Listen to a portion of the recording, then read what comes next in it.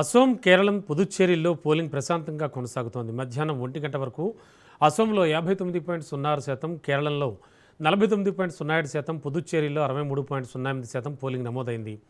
ప్రముఖులు తమ ఓటు హక్కును వినియోగించుకున్నారు. సాయంత్రం 5 గంటల వరకు పోలింగ్ జరుగుతుంది. అసోంలో 126, కేరళంలో 140, పుదుచ్చేరిలో 30 స్థానాలకు పోలింగ్ కొనసాగుతోంది.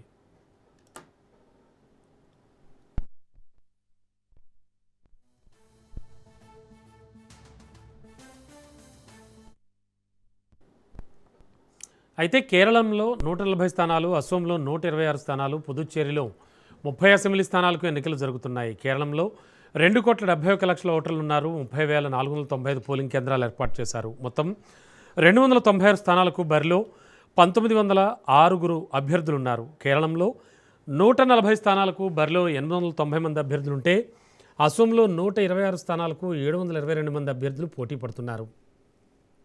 ఇక పుదుచ్చేరిలో 30 స్థానాలకు 294 మంది అభ్యర్థులు బరిలో నిలిచారు.